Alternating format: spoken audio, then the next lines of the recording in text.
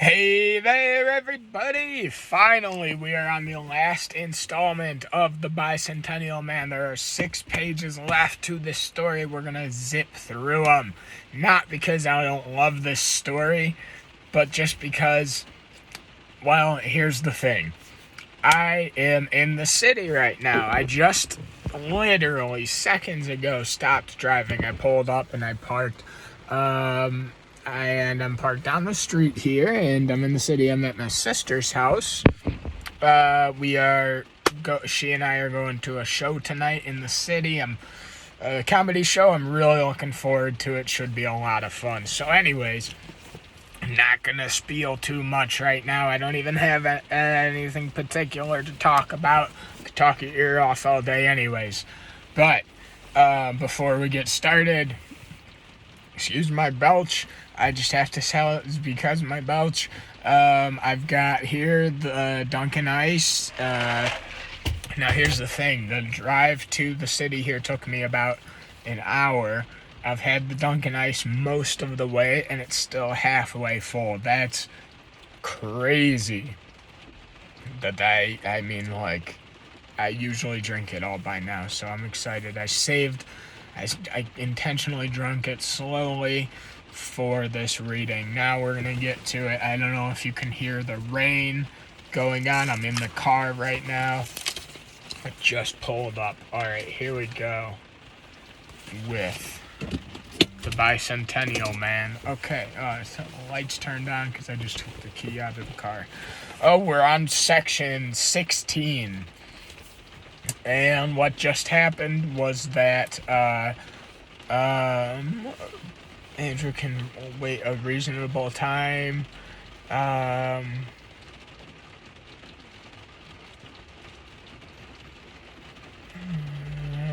He said he can wait a reasonable time. He wants to he built basically an organic stomach representative of a human stomach, and he wants that implanted into him so that he will require air and food to live as a robot. Alright, section 16. It took only a reasonable time, and the operation was a success. Oh, wait. Shouts out Carson. Shouts out Ms. Language Arts. Shouts out Evie. Shouts out Marquette. Let's see, anybody else? Mr. Bag of Donuts, who likes turtles, if you're out there, shout out to you. Alright, it was only a reasonable time, and the operation was a success. I was very much against the operation, Andrew, Dr. Medescu said, but not for the reasons you might think. I was not in the least against the experiment if it had been on someone else. I hated risking your positronic brain. Now that you have the positronic pathways interacting with simulated nerve pathways, it might have been difficult to rescue the brain intact if the body had gone bad. I had every faith in the skill of the staff at U.S. Robots, said Andrew, and I can eat now. Well, you sip olive oil. It will mean occasional cleanings of the combustion chamber, as we have explained to you. Rather an uncomfortable touch, I should think. Perhaps if I do not expect to go further. Self-cleaning is not impossible. In fact, I am working on a device that will deal with solid food that may be expected to contain incombustible fractions.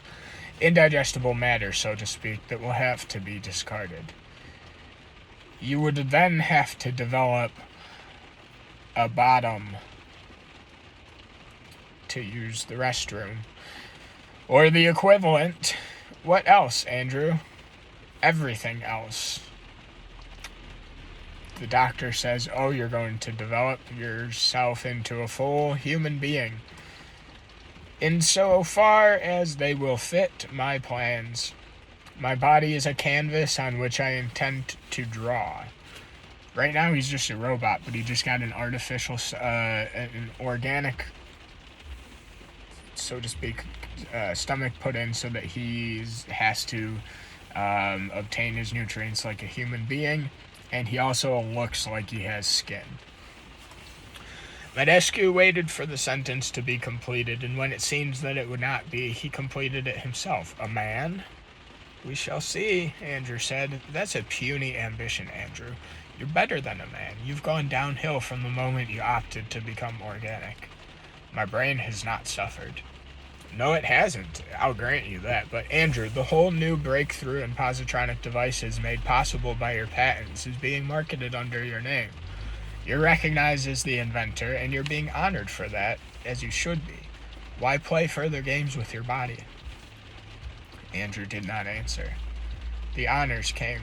He accepted membership in several learned societies, including one that was devoted to the new science he had established, the one he had called robobiology, but which had come to be termed parasitology. On the one hand, on the 150th anniversary of his construction, a testimonial dinner was given in his honor at U.S. Robots. If Andrew saw an irony in this, he kept it to himself. Elvin Medescu came out of retirement to chair the dinner. He was himself 94 years old and was always alive because he wanted to, had prosthetic devices that, amongst other things, fulfilled the functions of liver and kidneys. The dinner reached its climax when Medescu, after a short and emotional talk, raised his glass to toast the sequential robot. That's what Andrew is right now, the sequential robot. That is meaning 150, sequential. It would be like time length. He's been around for a century and a half, 150 years. Elvin Medescu came to the retirement. Already read that part. Andrew had the sinews of his face redesigned to the point where he could show a human range of emotions. But he sat through all the ceremonies solemnly passive. He did not like to be a sequential robot. Bicentennial. I said it wrong until now. Bicentennial.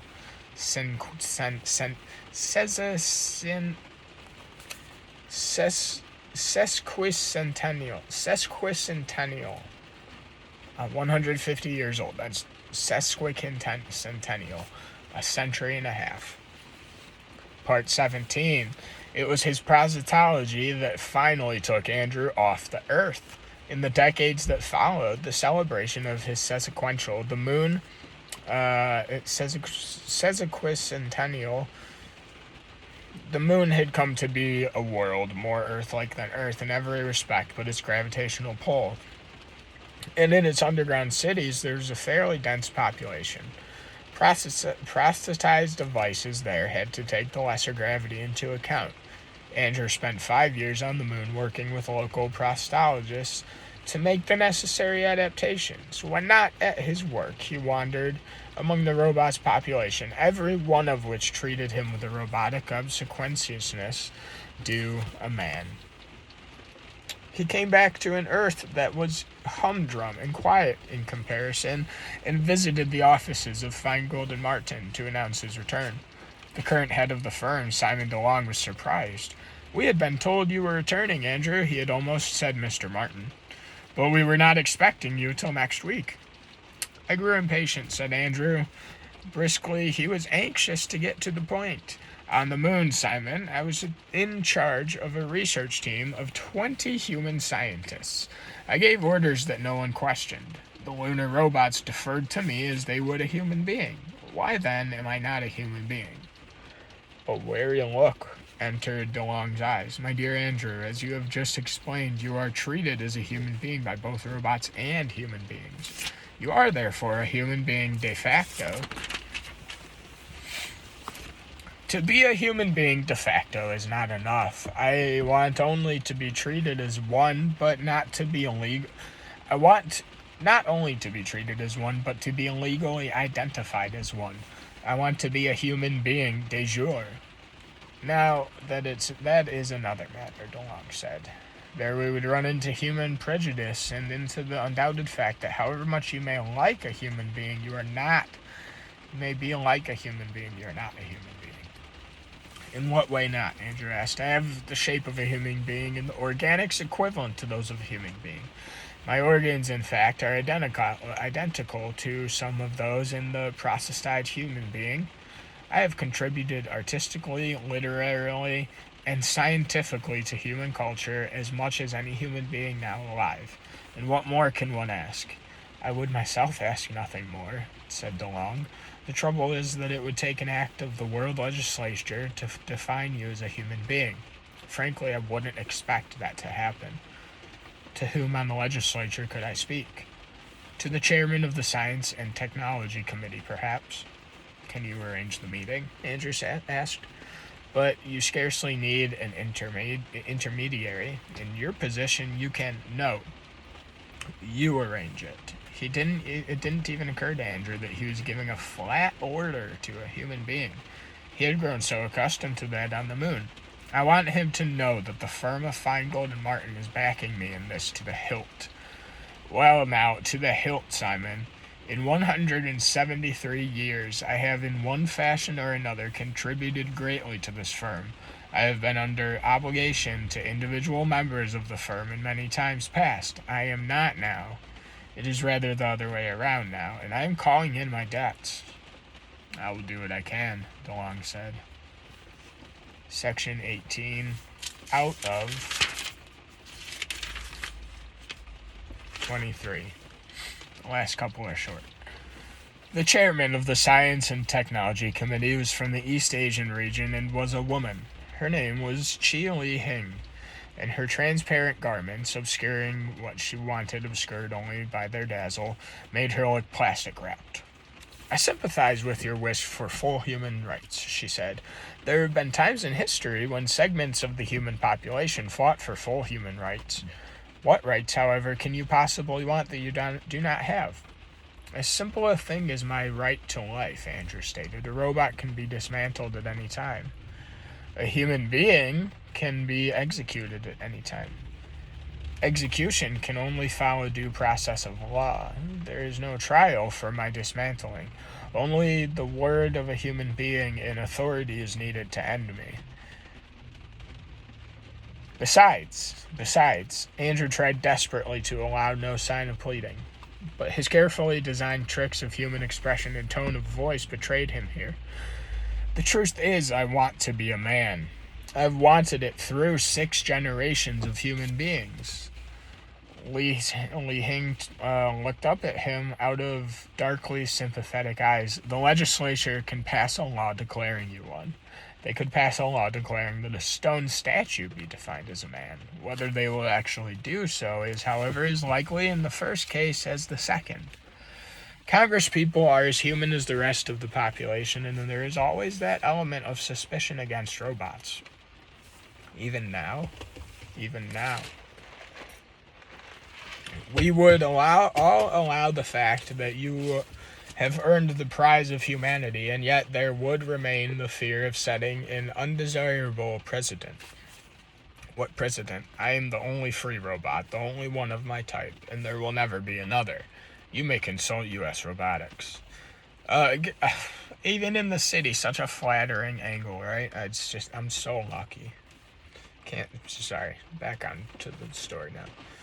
What president? You may consult U.S. robotics. Never is a long word, Andrew, or if you prefer, Mr. Martin, since I will gladly give you my personal accolade as a man. You will find that most Congress people will not be so willing to set the president, no matter how meaningless such president may be. Mr. Martin, you have my sympathy, but I cannot tell you to hope. Indeed, she sat back and her forehead wrinkled. Indeed, if the issue grows too heated, there might well arise a certain sentiment, both inside the legislature and outside. For that dismantling you mentioned, doing away with you could turn out to be the easiest way of resolving the dilemma. Consider that before deciding to push matters. It's kind of threatening. But not from her. It's more of a warning that could happen. Andrew stood firm. Will no one remember the technique of prostology, something that is almost entirely mine? It may seem cruel, but they won't. Or if they do, it will be remembered against you. People will say you did it only for yourself. It will be said it was part of a campaign to roboticize human beings or to humanify robots, and in either case, evil and vicious. You've never been part of a political hate campaign, Mr. Martin, but I tell you that you would be the object of vilification of a kind neither you nor I would credit, and there would be people to believe it all, Mr. Martin. Let your life be. She rose, and next to Andrew's seated figure, she seemed small and almost childlike. If I decide to fight for my humanity, will you be on my side? She thought, then replied, I will be, insofar as I can be. If at any time such a stand would appear to threaten my political future, I might have to abandon you, since it is not an issue I feel to be at the very root of my beliefs. I am trying to be honest with you. Thank you, and I will ask no more. I intend to fight through this, whatever the consequences, and I will ask you for your help only for as long as you can give it. Alright, section 19. It was not a direct fight. Feingold and Martin counseled patience, and Andrew muttered grimly that he had an endless supply of that. Feingold and Martin then entered on a campaign to narrow and restrict the area of combat. Sorry, I keep looking up. I keep thinking I'm going to see my sister walking her dogs down the street. They instituted a lawsuit denying the obligation of pay debts to an individual with a prosthesized heart on the grounds that the possession of a robotic organ removed humanity, and with it the constitutional rights of being human. They fought the matter skillfully and tenaciously, losing at every step, but always in such a way that the decision was forced to be as broad as possible, and then carrying it by way of appeals to the World Court. It took years and millions of dollars. Super close to being done. 3 more pages. When the final decision was handed down, DeLong held what amounted to a victory celebration over the legal loss. Andrew was, of course, present in the company offices on the occasion. We've done 2 things, Andrew said DeLong, both of which are good. First of all, we've established the fact that no number of artificial parts in the human body causes it to cease being a human body. Secondly, we have engaged public opinion in the question in such a way as to put it fiercely on the side of a broad interpretation of humanity, since there is not a human being in existence who does not hope for prosthetics if they will keep him alive. And do you think the legislature will now grant me my humanity? Andrew asked. DeLong looked faintly uncomfortable. As to that, I cannot be optimistic. There remains the one organ which the World Court has used as the criterion of humanity. Human beings have an organic cellular brain, and robots have a platinum iridium positronic brain, if they have one at all, and you certainly have a positronic brain. No, Andrew, don't get that look in your eye. We lack the knowledge to duplicate the work of a cellular brain and artificial structure close enough to the organic type as to allow it to fall within the court's decision. Not even you could do it. What should we do, then? Make the attempt, of course. Congresswoman Lee Hing will be on our side, and a growing number of other congresspeople. The president will undoubtedly go along with a majority of the legislature in this matter. Do we have a majority? No, far from it. But we might get one if the public will allow its desire for a broad interpretation of humanity to extend to you. A small chance, I admit, but if you do not wish to give up, we must gamble for it. I do not wish to give up, Andrew said. Section 20. Congresswoman Lee Hing was considerably older than she had been when Andrew had first met her. Her transparent garments were long gone, her hair was now close-cropped, and her coverings were tubular. Yet Andrew clung as closely as he could within the limits of reasonable taste to the style of clothing that had prevailed when he had first adopted clothing more than a century before. He's wearing the fashions of more than 100 years ago. We've gone as far as we can, Andrew, Lee Hing admired. We'll try once more after recess, but to be honest, defeat is certain, and then the whole thing will have to be given up. All my most recent efforts have only earned me certain defeat in the coming congressional campaign. I know, said Andrew, and it distresses me. You said once that you would abandon me if it came to that. Why have you not done so? One can change one's mind. Somehow abandoning you became a higher price than I cared to pay for just one more term. As it is, I've been in the legislature for over a quarter of a century. It's enough. Is there no way we can change minds, she? We've changed all that are amenable to reason. The rest, the majority, cannot be moved from their emotional antipathies. Emotional antipathy is not a valid reason for voting one way or the other. I know that, Andrew, but they don't advance emotional antipathy as their reason. It all comes down to the brain, then, Andrew said cautiously, but must we leave it all at the level of cells versus positrons? Is there no way of forcing a functional definition? Must we say that a brain is made of this or that? May we not say that a brain is anything, capable of a certain level of thought? Won't work, said Lee Sing. Your brain is man-made. The human brain is not. Your brain is constructed. Theirs developed. To any human being who is intent on keeping up the barrier between himself and a robot, those differences are a steel wall, a mile high and a mile thick. If we could get at the source of their antipathy, the very source. After all your years, Liang said sadly, you're still trying to reason out the human being. Poor Andrew, don't be angry, but it's the robot in you that drives you in that direction. I don't know, said Andrew, if he could bring himself.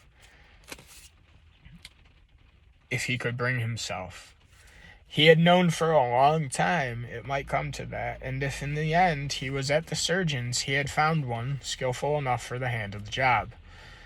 In the end, he was at the surgeon's, which meant a surgeon robot, for no human surgeon could be trusted in this connection, neither in ability or in intention. The surgeon could not have performed the operation on a human being, so Andrew, after putting off the moment of decision with a sad line of questioning that reflected the turmoil within himself, had put first law to one side, saying, I too am a robot. He then said as firmly as he had learned to order the words even at human beings over these past decades, I order you to carry through the operation on me. In the absence of the first law, an order so firmly given from one who looked in so much like a man activated the second law sufficiently to carry the day. Andrew's getting his request. He's getting a human brain in the operation. Part 21, Section 21. Andrew's feeling of weakness was, he was sure, quite imaginary. He had recovered from the operation. Nevertheless, he leaned as unobtrusively as he could manage against the wall. It would be entirely too revealing to sit. Li Hing said, the final vote will come this week, Andrew. I've been able to delay it no longer. We must lose. And we must lose. And that will be it, Andrew. I'm grateful for your skill at delaying. It will give me the time I need, and I took the gamble I had to. What gamble was this? Li Hing asked with open concern. I couldn't tell you or even the people at Feingold and Martin. I was sure I would be stopped. See here. If it is the brain that is at the issue, isn't the greatest difference of all the matter of immortality? Who really cares what a brain looks like, or is it built of, or how it is formed? What matters is that human brain... He didn't say, I said, What matters is that human brain cells must die. Even if every other organ in the body is maintained or replaced, the brain cells, which cannot be replaced without changing and therefore killing the personality, must die. My own positronic pathways have lasted nearly 2 centuries without perceptible change, and can last for centuries more. Isn't that the fundamental barrier? Human beings can tolerate an immortal robot, an immortal robot, for it doesn't matter for how long the machine lasts, but they cannot tolerate an immortal human being, since their own mortality is endurable only so long as it is universal. And for that reason, they won't make me human being. What is it you're leading up to, Andrew? Li Hing asked. I have removed that problem decades ago. My positronic brain was connected to organic nerves. Decades ago, he had the surgery. Now, one last operation has arranged that connection in such a way that slowly, quite slowly, the potential is being drained from my pathways. Li Hing's finally wrinkled face showed no expression for a moment, then her lips tightened. Do you mean you've arranged to die, Andrew? You can't have. That violates the third law. No, said Andrew. I've chosen between the death of my body and the death of my aspirations and desires. To have let my body live at the cost of the greater death is what would have violated the third law. Li Hing seized his arm as though she were about to shake him. She stopped herself. Andrew, it won't work. Change it back. It can't be done. Too much damage was done. I have a year to live, more or less. I will last through the 200th anniversary of my construction. I was weak enough to arrange that. How can it be worth it, Andrew? You're a fool. If it brings me humanity, that will be worth it. If it doesn't, it will bring an end to striving, and that will be worth it too. Then Li Hing did something that astonished herself. Quietly, she began to weep. Section 22. It was odd how that last deed caught the imagination of the world. All that Andrew had done before had not swayed them, but he had finally accepted even death to be human being. And the sacrifice was too great to be rejected. The final ceremony was timed quite deliberately for the 200th anniversary. The world president was to sign the act and make the people's will law. The ceremony would be visible on a global network and would be beamed to the lunar state and even to the Martian colony. Andrew was in a wheelchair. He could still walk, but only shakily. With mankind watching, the world president said, 50 years ago you were declared the sesquicentennial robot, Andrew. After a pause and in a more solemn tone, he continued, Today we declare you the Bicentennial man, Mr. Martin. And Andrew, smiling, held out his hand to shake that of the president. He's now went from the man to robot to a man. He's the Bicentennial man. He's lived for 200 years. Section 23, the last section. Big stuff to come. Andrew's thoughts were slowly fading as he lay in bed. Desperately, he seized at them. Man, he was a man. He wanted that to be his last thought. He wanted to dissolve, die with that. He opened his eyes one more time, and for one last time recognized Li Hing waiting solemnly. Others were there. They were only shadows, unrecognizable shadows. Only Li Hing stood out against the deepening gray. Slowly, inchingly, he held out his hand to her, and very dimly and faintly, he felt her take it. She was fading in his eyes as the last of his thoughts trickled away. But before she faded completely, one final fugitive thought came to him and rested for a moment on his mind before everything stopped. Andrew's last words. Little miss, he whispered, too low to be heard. It's such a sad story. All right, I have to go. You guys are awesome. If you listen to any of this, all of this, if you listen to all of this, you're wild and I love it. You're cool. Have a wonderful day. Woo! I'm so happy we got through that.